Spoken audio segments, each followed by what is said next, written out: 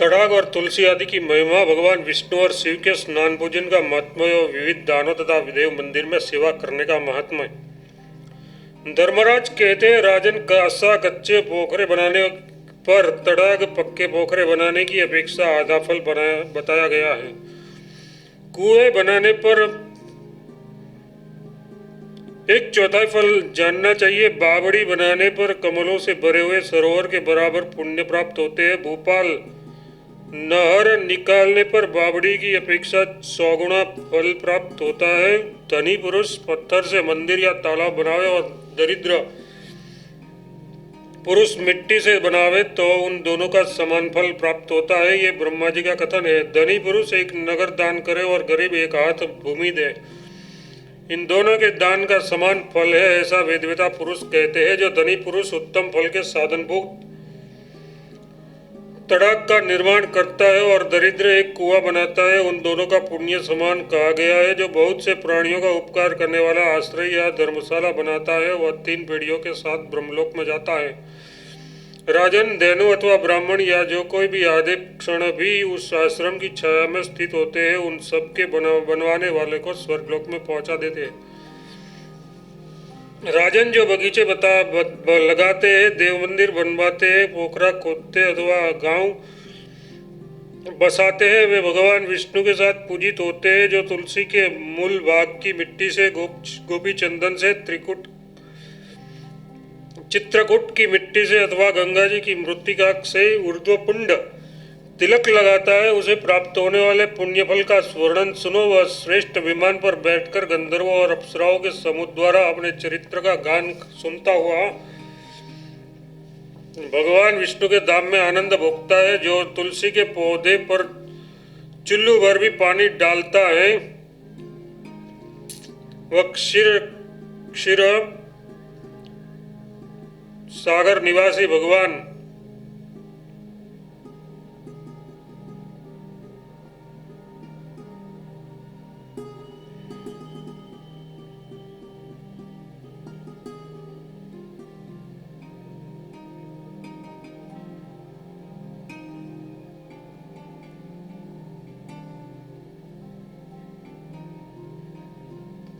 विष्णु के साथ तब तक निवास करता है जब तक चंद्रमा और तारे रहते हैं।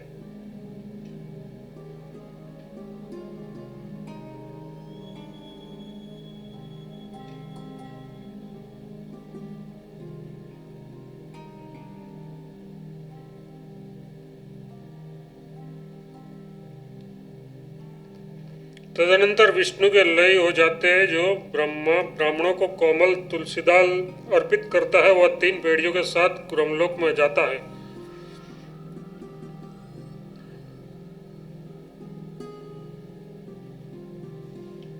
जो तुलसी के लिए कांटों का आवरण या चहार दीवारी बनाता है, वह भी 21 पीढ़ियों के साथ भगवान विष्णु के धाम में आनंद का अनुभव करता है। नरेश्वर, जो तुलसी के कोमल दलों से भगवान विष्णु के चरण कमलों की पूजा करता है, वह विष्णुलोक को प्राप्त होता है, जहाँ उसका वहां से कभी पुनरागमन नहीं होता। पुण्य पुष्प तथा चंदन के जल से भगवान गोविंद को भक्तिपूर्वक नहलाकर मनुष्य विष्णु धाम में जाता है। जो कपड़े से छाने हुए जल के द्वारा भगवान विष्णु लक्ष्मीपति को स्नान कराता है, वह सब पापों से छूटकर भगवान विष्णु के साथ सुखी होता है। जो सूर्य की संक्रांति के दिन दूध आदि से श्री हरि को नहलाता है, वह 21 पीढ़ियों के साथ विष्णुलोक में वास करता है। शुक्ल पक्ष में चतुर्दशी, अष्टमी, पूर्णिमा, एकादशी, रविवार, द्वादशी, पंचमी तिथि, सूर्य ग्रहण, चंद्र ग्रहण, मनवादी तिथि, युगादि तिथि, सूर्य के आधे उदय के समय, सूर्य के पुण्य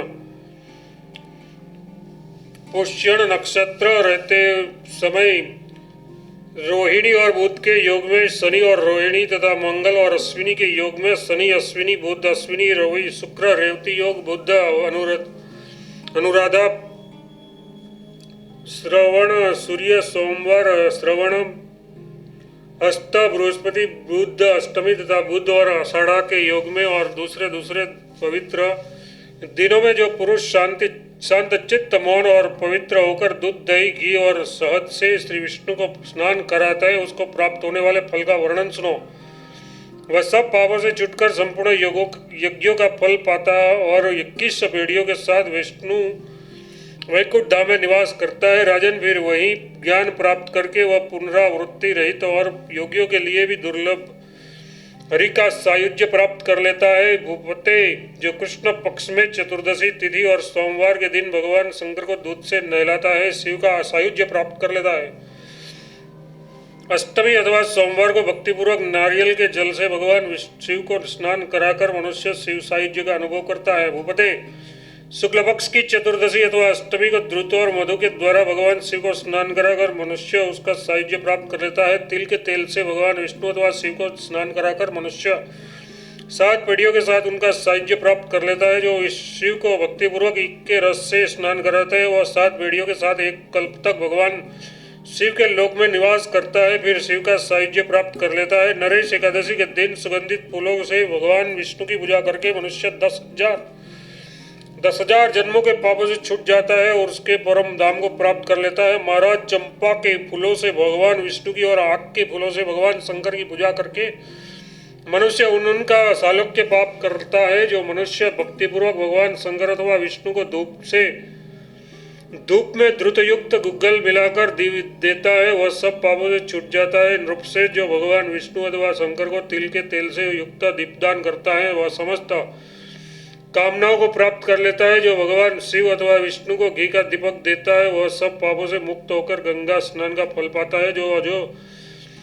जो अभिष्ट वस्तु है वह सब ब्राह्मण को दान कर दे ऐसा मनुष्य पुनर्जन्म से रहित भगवान विष्णु के धाम में जाता है। अन्न और जल के समान दूसरा कोई दान न हुआ है न होगा। अन्नदान करने वाला प्राणदाता कहा जाता है और जो प्राणदाता है वह सब कुछ देने वाला है। नृपश्रेष्ठ, इसलिए अन्नदान करने वाले को संपूर्ण दानों का फल मिलता है। जलदान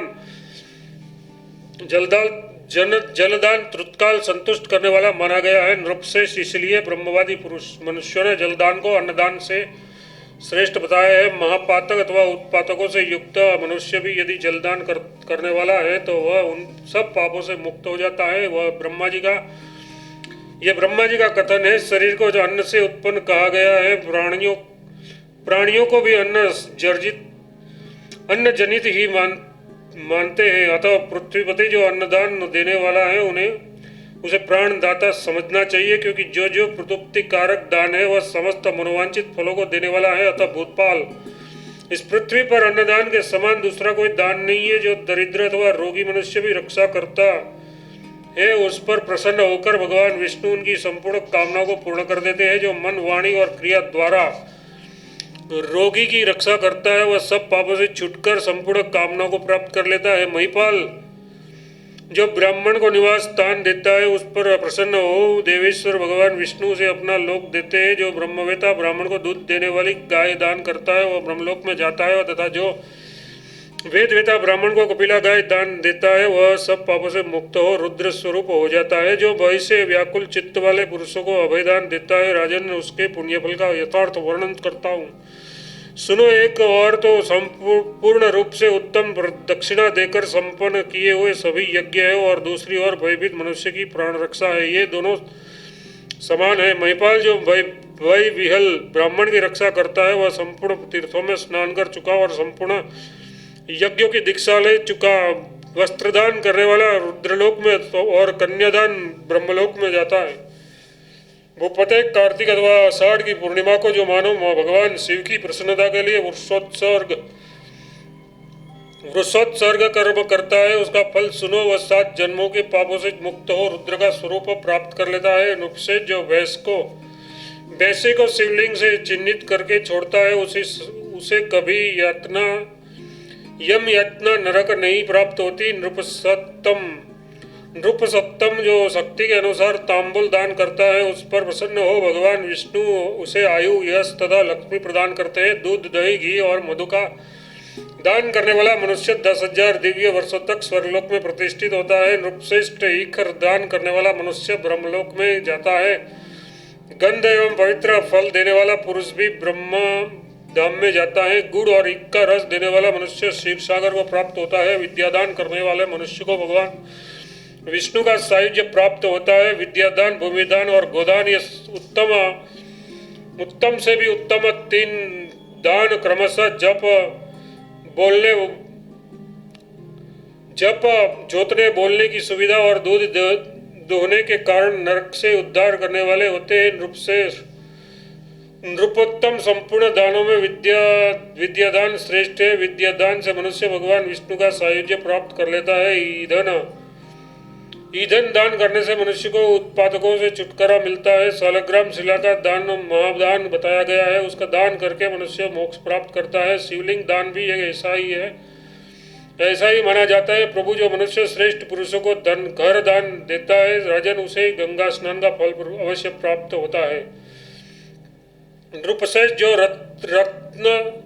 रत्न युक्त स्वर्ण का दान करता है वह भोग और मोक्ष दोनों प्राप्त कर लेता है, क्योंकि स्वर्णदान महादान माना गया है। माणिक्य दान करने से मनुष्य परम मोक्ष को प्राप्त होता है। वज्र मणि के दान से मानव ध्रुवलोक में जाता है। मूंगा दान करने से स्वर्ग एवं रुद्रलोक की प्राप्ति होती है। सवारी देने और मुक्तादान करने से दाता चंद्रलोक को प्राप्त करता है। वैदुर्णी और पद्मराग मणि देने वाला मनुष्य रुद्रलोक में जाता है। पद्मराग मणि के दान से सर्वत्र सुख की प्राप्ति होती है। राजन थोड़ा घोड़ादान करने वाला दीर्घकाल के लिए अश्विनी कुमारों के समीप जाता है।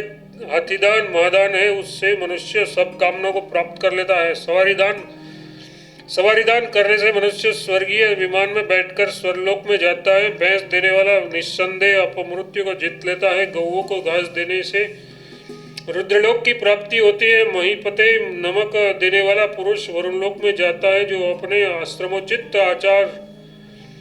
आश्रमोचित आचार के पालन में संलग्न संपूर्ण भूतों के हित में तत्पर तथा दंभ और असूया से रहित है, वे ब्रह्मलोक में जाते हैं। जो वितराग और ईर्षा रहित हो, दूसरों को परमार्थ का उपदेश देते और स्वयं भी भगवान के चरणों की आराधना में लगे रहते हैं, वे वैकुंठ धाम में जाते हैं। जो सत्संग में आनंद का अनुभव करते, सत्कर्म करने के लिए सदा उद्यत रहते और दूसरे के अपवाद से मुंह मोड़ लेते हैं, वे विष्णु धाम में जाते हैं। जो सदा ब्राह्मणों और गौओं का हित साधन करते और पराई स्त्रियों के संग से विमुख होते हैं, वे यमलोक का दर्शन नहीं कर सकते।